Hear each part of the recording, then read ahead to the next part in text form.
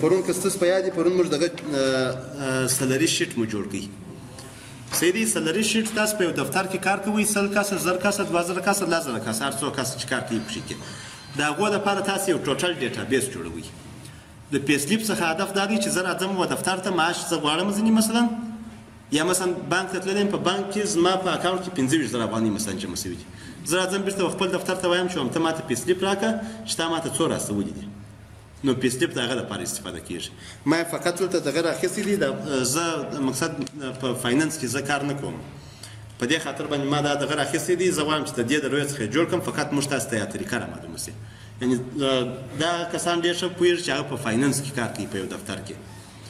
اوس زه په فاینانس کې کار نه کوم. په دې خاطر باندې ما ته دغه نه معلومېږي چې پی سلیپ کې کم شیان باید وي او کم شیان باید نه وي. په دې خاطر باندې ما دغه ورقه پرنټ کړې ده. د دغه ورقې د رویې څخه زه دغه کوم جوړوم.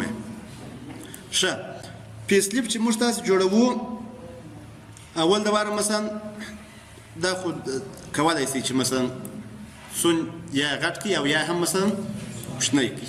صحیح دی.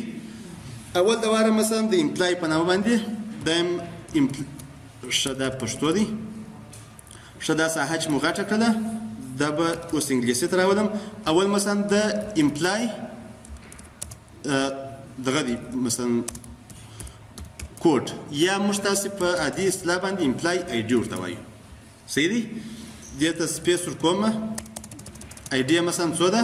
د ای ام پی 00 مثلا 21 دا یو آی ډي شوله. صحیح دی. ته بلد یې او ورځه ولاړ شه. ورپسې دوهم چې دی د کارګر یا د کارکوونکي دغه دی نوم یې دی دا نیم. مثلا نوم یې چیش دی؟ دیم مثلا دیم احمد. صحیح دی. ورپسې د دې څخه وروسته بله په دې ساحه کې مثلا دی په کوم ډپارټمنټ کې کار کوي؟ دیم ډپارټمنټ. صحیح دی. دی مثلا په ایچ آر کې کار کوي. دیم د ایچ آر ډپارټمنټ کارګر دی. ورپسې بله ساحه چې ده د مثلا دغه معاش چې موږ تاسو ورکوو دا خو پر دغه باندې ورکوو پر ازري باندې ورکوو. اوه اټنډنس یې څو دی؟ په دې ځای کې مثلا ورځ ورته انتخابوو چې دېرشمه دیم 11 یا دیم مثلا شاید 14 ورځې کار وکړي. اوه په دې خاطر باندې چې د جمعې ورځ خو رخصتي ده نو 14 ورځې دا به اټنډنس کوم. ورپسې د دې څخه وروسته بله ساحه چې ده دیم ورځې بله ساحه راځم. په دې ساحه کې دیم پر دې ځای باندې به دغه کومه دیم مثلا سپیس دیم ارنینګز هغه پیسې چې دته په لاس باندې راځي. ورپسې دیم اماونټ یا د کومو ساحو څخه دته د پیسې په لاس باندې راځي. اماونټ یې مثلا چیش دی؟ دیم ډاټ ای اف جي افغانۍ دغه رقم بدل کېږي. اوه افغانۍ. ورپسې مثلا په دې ځای کې ډیډکشن دیم ډیډکشن او په دې ځای کې مثلا اماونټ دا هم اماونټ. اوس ارنینګ اول د واره خو یې بیسیک سلري ده. دیم بیسیک سلري په دې باندې په پوهېږي چې بیسیک سلري پرون موږ وویله. اول چې د ده سره یې په څو باندې خلاصه کړې ده دفتر په څو باندې سره خلاصه کړې ده. صحیح دی. ورپسې د بیسیک سلري څخه وروسته بله ساحه د هوم رینټ الاونس دی. د کور دپاره چې موږ تاسو ته ورکوو پیسې یا مصارف د کور د کرایې دپاره مثلا مصارف ورکوو. بله ساحه مثلا د سپیشل دیم سپیشل الاونسونه دي. سپیشل الاونس ځینې دفترونه دا رقم دي چې ستا سره 15000 افغانۍ معاش خلاص کړی دی. دی وایي دا ستا د معاش 25% زه تا ته نور اکسټرا الاونس درکوم یا ډینجر پې په نامه باندې د خطر چې ته زما سره کار کوې په دې دفتر کې.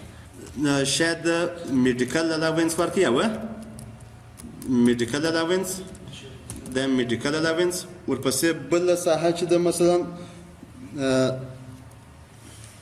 موږ پرون چې شروع واچوله ترانسپورټ دی. اوه دیم ترانسپورټ دغه الاونسونه ته غواړي چې ورکړي. اوس د ده بیسیک سلري څو ده؟ مثلا 10000 افغانۍ ده. صحیح دی. 10000 افغانۍ چې ده دته مثلا څو فیصده د دې معاش دغه ورکوي په اصطلاح باندې د کور رینټ ورکوي یا کرایه ورکوي نو د هغه دپاره دا مساوي کېږي په دا خانه ښه دا مساوي کېږي په دا خانه ضرب 0% باندې نو دا هم 6000 افغانۍ بس کور دې ودان ورپسې دا هوم الاونس سپیشل الاونس مثلا څو فیصد ورکوي دا مثلا مساوي په بیا دغه خانه ضرب 25% دا مساوي کېږي په 1500 میډیکل الاونس څو ورکوي میډیکل الاونس په ځینو دفترو کې دا رقم دی چې ټول ته یو رقم ورکوي مثلا 3000 افغانۍ په ځینو دفترو کې دا رقم دی چې د معاش مطابق یې ورکوي صحیح دی مثلا څو غواړي چې ورکوي 10% نو دا مساوي کېږي په دا ضرب دا هم 10% دا میډیکل الاونس ورپسې ترانسپورټ چې دی ترانسپورټ مثلا بیرته دا مساوي کېږي په دغه ضرب مثلا 8% دا به 8% ورکړو صحیح دی دا هم 2400 د دې ده ورپسې د دې څخه وروسته بله ساحه چې ده دا هم که چیرې نور الاونسونه وه هغه هم کولی شي چې په دې ځای کې دغه کې نوشته کړي په اخر کې څه راځي ګراس سلري راځي ګراس سلري چې دا د ګراس سلري څخه هدف دا دی چې د دغه ټولو مجموعه او د دې لپاره دا مساوي کېږي په sum of دا مساوي کېږي په sum د دغو اعدادو 48,900 افغانۍ دغه سو ګراس سلري اسوله صحیح دی ورپسې د دې څخه وروسته بله ساحه چې ده په دې ځای کې مثلا راځي مثال پر دې ځای باندې دا هم نیټ سلري نیټ سلري زه اوس نور اچوم نیټ سلري په دې خاطر باندې نور اچوم چې دغه د ډیډکشن دغه چې دی دا زه به چې یو ځینې دغه ځینې کمې دا پیسې ډیډکشن یو هر دفتر جلا خپل ځان ته اصول لري یو دفتر دا رقم دی چې یوازې د دولت ټکس ورکوي یعنی پر دغه پیسو باندې چې دولت څو ټکس راولي هغه ټکس یوازې ورکوي او ځینې دفترونه دا رقم دي چې خپل هم یو ټکس لري اکسترا ټکس د که چیرې ستاسو دفتر خپل یو دغه درلودي یو ټکس یې درلودي هغه د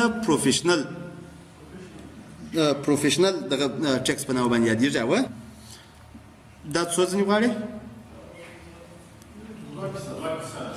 دا مثلا دغه څه لري یعنې د ګراس سلري څخه موږ تاسې باید چې 2% وکړو نو دا مساوي کېږي په دا ضرب 2% دا پروفیشنل ټکس و 928 افغانۍ ورپسې بیا دولت مثلا ټکس درڅخه اخلي مثلا دا هم ټکس دولت مثلا 3% مثال درڅخه اخلي او دا مساوي کېږي په دا پیسې ضرب څو دا هم 3% دا هم 1400 څو 1480 افغانۍ اوس په دې ځای کې ته راځې بله هغه کولی شي چې تقاعد هم دلته په دې ځای کې ورته وکړي تقاعد زه نه پوهېږم چې هغه څه ریسټایر ورته وایي دا به فکر کوم یوازې دولتي دغه به یې لري و تقاعد دولتي هغه چې 15000 افغانۍ معاش دی و بله بیا کولی شي چې ور واچوي و تقاعد هغه په تا پورې مربوط دی چې ور واچوي یا نه ور واچوي ورپسې په دې ځای کې راځو مثلا دا ساحه چې ده هم ټوټل ډیډکشن څو کېږي ټوټل ډیډکشن دا مساوي کېږي په سم اف د دې دوه مجموعه دا مساوي کېږي په ټوټل ډیډکشن باندې دا دغه کېږي او ورپسې ستا نیټ سلري چې ده نیټ سلري مساوي کېږي په دا منفي دغه او د غونې به کېږي نو دا مساوي کېږي په دا حد منفي دا حد دا منټر دا د نیټ سلري ده چې درته راځي صحیح دی اوس دا پیسلیپ چې دی دا جوړ شو فقط ماز دغه پاتې دی ډیزاین او ډیزاین یې کولی شي چې مثلا پر دې رقم باندې زه باید د دې سایه څخه دا سلیکټ کړم مثلا تر دې ځایه پورې دې ته به راسم ټول به آل بارډر کما صحیح دی ورپسې دغه امپلای نیم دی او ډپارټمنټ دی مثلا د دې دا بولټ کما خط په یو څور غټ کما صحیح دی دا صاحب هم دغه کما یو څه غټه کما دیم بولټ صحیح سو دیم پر دې رقم باندې ورپسې غواړي چې مثلا دا ساحه دغه کې هایلایټ کې او په تا پر مربوطه چې مثلا پر دا رقم باندې غواړي چې هایلایټ وي او دا ساحه مثلا هایلایټ وي یا نه هایلایټ مثلا دا غواړم چې پر دې رقم باندې هایلایټ کړم صحیح دی دا ساحه دا به ټوله سره مرج کړم په دې ځای کې غواړم چې د کمپنۍ نوم ورکړم او مثلا ABC مثال دیم کمپنۍ صحیح دی ورپسې د دې کمپنۍ دغه چې د مثلا یو دغه به ورته انتخاب کړم نیټ ډېر سلو دی نو بیا د دغه څخه راواخلم بیرته به راسم و دې ته به راسم و انسرټ ته په انسرټ کې دیم انسرټ کې دغه دیم پیکچر به راسم د دې ځای څخه مثلا دا فکر وکړئ چې دغه زموږ د کمپنۍ لوګو ده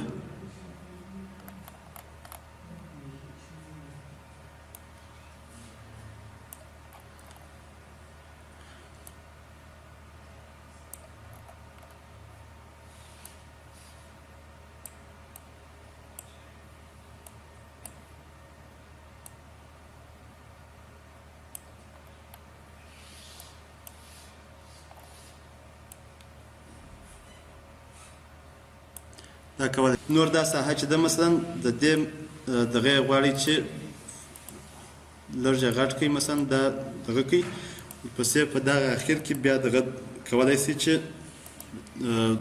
مثلا په دې ځای کې د سیګنیچر لپاره د یو چا لپاره سیګنیچر مثلا 2 نفر یا 3 نفر یا 4 نفر د سیګنیچر لپاره ځای ورکړي او کولای شي چې دا ساحه مثلا سلیکټ کړي تر دې ځای پورې دا به دغه کوي مرج به کوي په دې ځای کې مثلا مثال د چا سیګنیچر کوي مثال د هم د ډایرکټر دغه سیګنیچر دی او ورپسې په دې ساحه کې ځینې وخت که تاسو فکر سوی د فاینانس دغه امضا کوي فاینانس منیجر شي هغه امضا کوي د فاینانس منیجر دا امضا کولی شي اوس په دې ځای کې دا به راپورته کوم دلته و دې ځای ته یا به دلته راولم په دې طرف باندې بیا کوم چې په دې ځای کې امضا وکړي دا کولای شي چې مثلا دې طرف ته کوي او پر دې طرف باندې کوي چې دلته په دې ځای کې امضا وکړي نو پر دې رقم باندې کولای شي چې شدای دغه جوړ شو په اصطلاح باندې هغه عکس د کمپنۍ مثلا یو لوګو ده دا نوم دی او پر دې رقم باندې دا پیسلیپ دی نور دا ډیزاین یا دا تاسو خپل کولای شي چې خپل سره واړوي چې څه رقم باندې ډیزاین ورکړي سبا د خیر سره شاید ازري جوړ کو او مارک شیټ